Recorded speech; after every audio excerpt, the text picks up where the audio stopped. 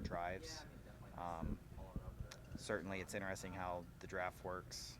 Like I do feel like there's some sort of toe that you get out there, but also the dirty air that comes with it um, is a challenge. So it was just a big learning session, I guess. So you're getting a toe and dirty air at It's the what same it seemed time? like. I mean, if someone would, if the car you're running behind would miss the bottom by a little bit, it was somewhat manageable from like 15 back, but you get a toe down the straightaway. It seemed like so.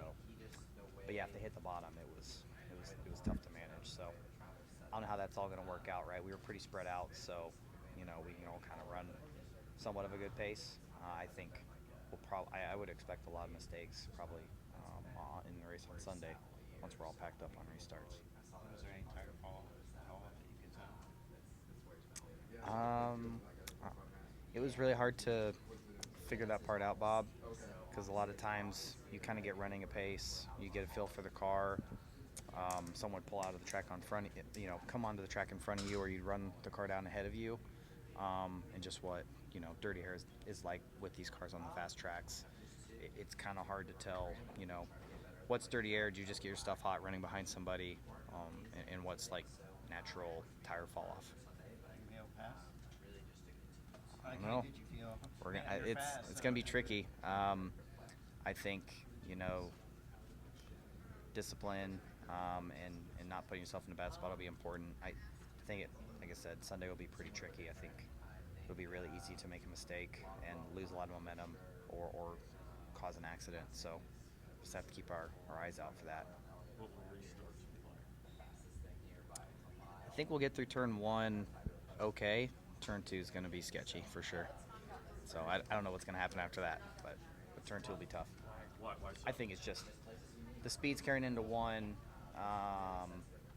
Won't quite be at full speed. It'll be somewhat challenging, but I think once we get over to turn two, I think it'll be a bit more. I don't know. I'm just thinking of how we'll just naturally get up to speed. I feel like turn two will be a tough corner. Turn three might be worse, honestly, but I would think we kind of single out and kind of spread apart by the time we get down there. What mistakes you're talking about? Somebody like missing their line? Just getting tight behind somebody else, missing the line, all those things. What I saw in practice, really, the only opportunity that I had to pass a fairly competitive car was, if they were close to somebody in front of them and just missed the line a little bit, they'd lose.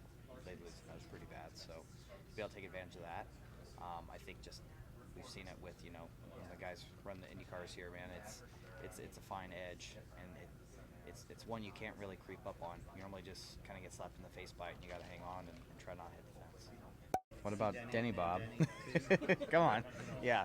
No, Denny's really solid. I mean, when you think about it, Chase has been obviously Chicago. He lost some spots there, but they've been very consistent finishing these races. It's important in this, going after the regular season championship. Denny's was on a huge lull, and he's still only 5 behind us. So that just shows you how strong they've been. Kyle missed a whole race, and is still up there where he is. So they perform really, really well.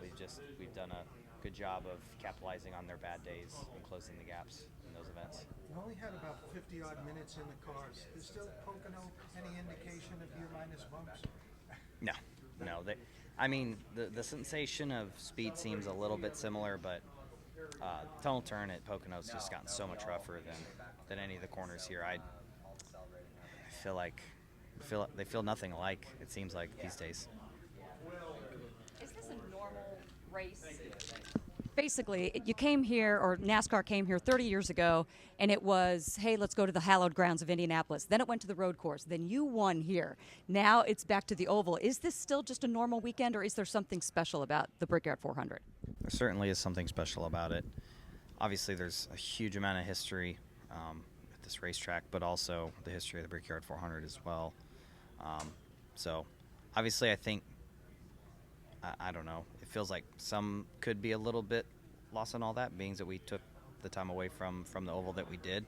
But I think there's a great opportunity for us to get back to that tradition. And obviously, this is a really tricky race. And people had an outcry for wanting us to try something different, but I think it's just the nature of Indianapolis. It desires perfection.